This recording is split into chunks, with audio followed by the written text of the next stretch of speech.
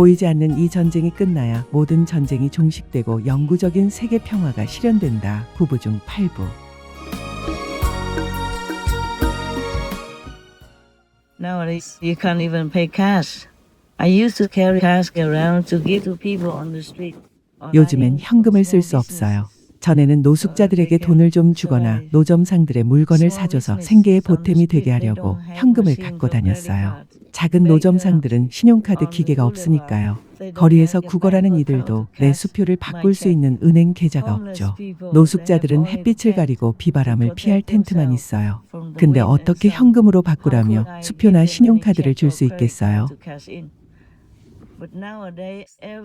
그런데 요즘엔 거의 모든 걸 디지털 방식으로 지불하죠. 그래서 난 현금이 없어요. 있다고 해도 지금은 쓸 수가 없어요. 디지털 지불 방식은 사용할 줄 몰라요.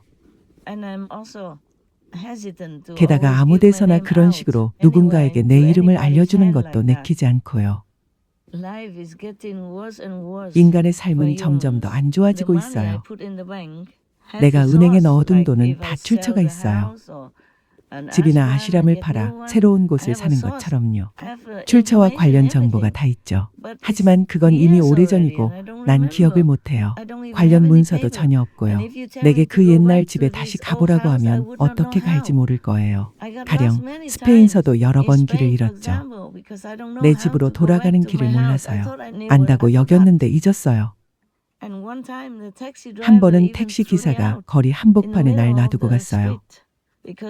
집 가는 길을 자꾸 잘못 알려줘서요. 기사는 내가 장난을 치는 거라고 생각했고 그래서 나는 길거리에 남겨졌죠. 그것도 밤에요. 지나가는 차량에 손을 흔들며 태워달라고 했어요.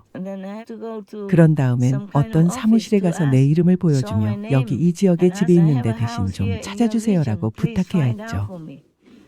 그렇게 해서 집에 갔어요. 한데 여러 번 그랬어요. 한 번이 아니고 빈번히 그랬죠. 말했듯이 지금도 기억이 안 나요.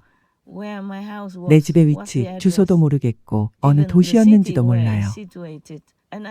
시우로 돌아갈 때도 여러 번 헤맸어요. 택시 기사에게 길을 알려줄 수 없었죠. 그래요. 그 얘기는 알 거예요. 이웃 사람들이 날 집에 데려다 준 사실을 알죠.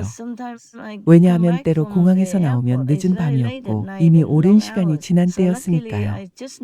다행히도 시우라는 건 알죠. 예를 들면요. 때로 우리가 거주하는 산간지대는 사실 주소도 거리명도 없는데 그래도 시우란 건 알죠. 난 택시를 타고 계속 돌다가 길을 잃었고 그러다가 한 번은 내가 알던 어떤 집에 불이 켜져 있는 걸 봤죠. 시우란 건 알았기에 그 집에 가서 물어봤더니 그 남자가 날 알아보고는 제가 모셔다 드릴게요. 어딘지 아니까요. 시우 아시람을 알아요라고 했죠. 그래서 그가 데려다 줬어요. 여러 번 그런 일이 있었죠. 난 매번 길을 잃어요.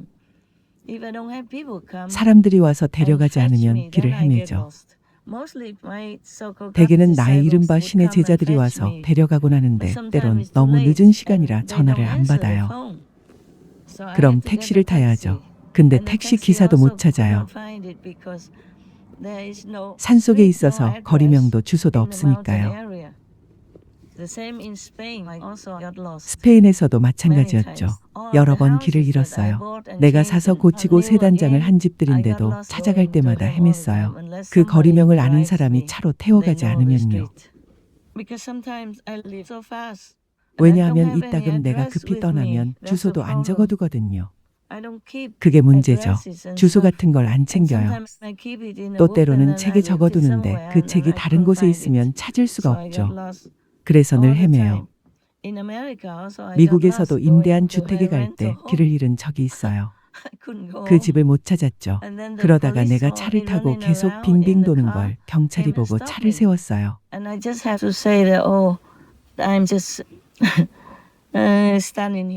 그래서 난 그냥 이랬죠. 그냥 잠시 여기서 바람 좀 쐬고 있는 거예요. 곧 집에 갈 겁니다. 그런 뒤 차를 몰고 갔죠.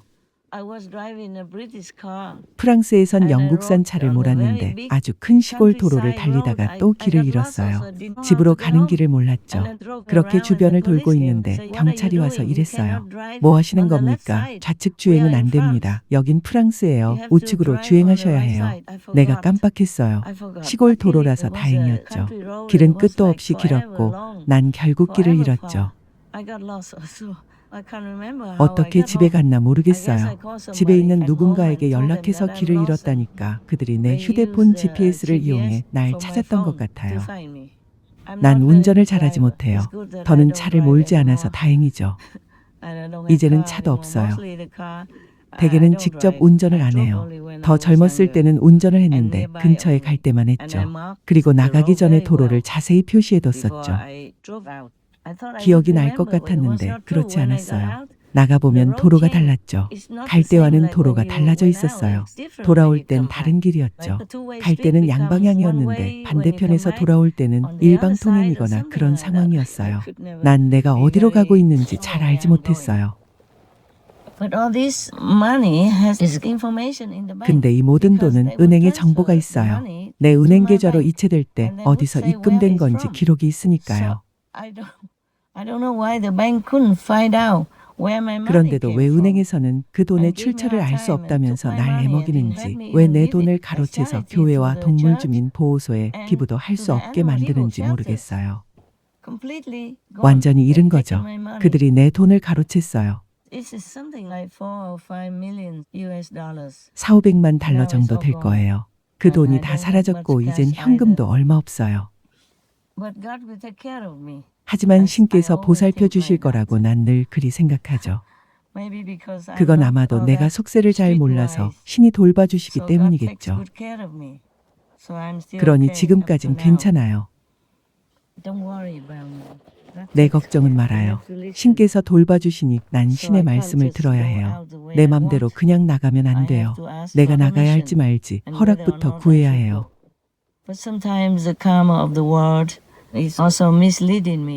하지만 세상의 업이 날 잘못 이끌어서 공경에 빠질 때도 있어요. 설사 내가 수중에 돈을 갖고 있다 해도 세금을 피하려는 등 그런 의도는 아니에요. 나눠주기가 용이해서죠. 현금은 주기 쉽잖아요.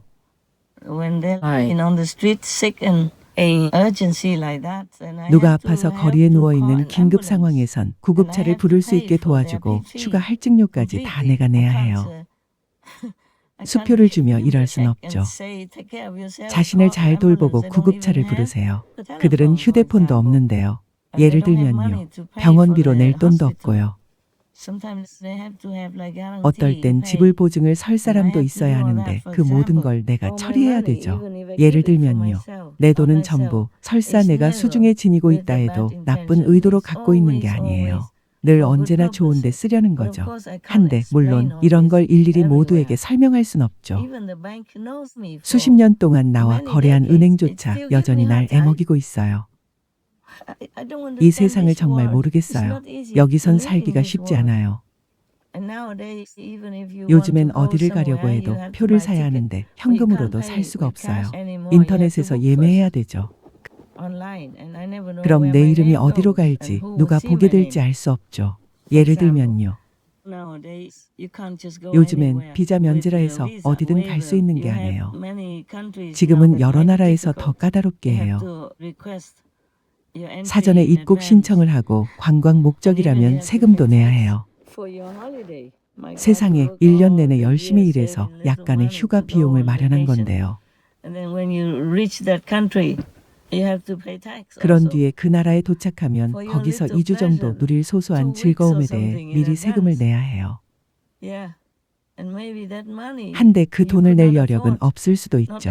누구나 많은 돈이 있어서 뭐든 지불할 수 있는 건 아니잖아요. 미리 알뜰하게 여행 예산을 짠 건데 거기서 1달러라도 더 든다면 외국 여행지에서 계획한 음식 한 가지를 못 먹게 될 수도 있어요. 정부는 조직이 잘 돌아가고 있으니 정부가 존속될 수 있도록 열심히 일하는 시민들에 대해선 신경 쓰지 않아요. 그저 이런저런 일들과 온갖 것에 대해 세금을 내라고 할 뿐이죠. 게다가 집이 있고 그 집이 너무 크다면 정부에서 그걸 가져가고 싶어 할지도 모르죠. 그럼 여러분은 다른 데로 가야 하고 단독이나 작은 연립주택 등을 월세로 얻어야 하죠. 어떤 이들은 자기 집에 정이 들어 있어요. 그 집에 좋은 추억이 있죠. 때론 조부모나 그 윗대부터 지금까지 대대로 이어서 살아온 곳일 수도 있어요. 하지만 집을 지키는데 필요한 서류 등을 작성하는 법을 모를 수 있죠. 그런 디지털 시스템을 노년층은 잘 몰라요. 노년 세대는 평생을 일하며 이 사회를 지탱해왔고 정부 재원을 마련해줬죠.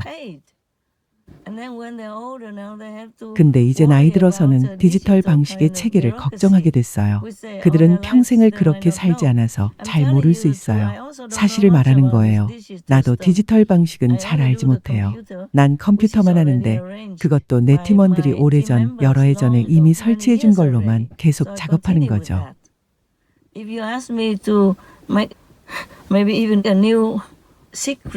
그래서 만약 컴퓨터를 켤 때 입력하는 비밀번호를 새로 변경하라고 하면 난 어떻게 하는지 몰라요. 또 유튜브처럼 바탕화면에 이미 깔려 있지 않으면 그런 건 어떻게 찾는지도 몰라요. 또 인터넷에서 어떤 기사를 보는 중에 예를 들어 전기가 나가서 화면이 꺼졌다면 그 기사를 다시 찾는 법도 모르죠. 이런 험난한 세상에서 나는 속수무책이죠. 난 그런 걸 배워본 적이 없거든요. 전에는 늘 그런 일을 처리해주는 비서가 있었고 일도 요즘처럼 복잡하지 않았으니까요. 어디로 가고 싶다면 조용히 공항에 가서 바로 표를 사면 됐죠. 예를 들면 그랬어요. 집을 사려고 하면 그냥 집을 사면 됐고요. 은행과 중개사가 그 모든 걸 알아서 처리해줬죠. 허나 그럴 때도 난 여러 번 헤맸어요.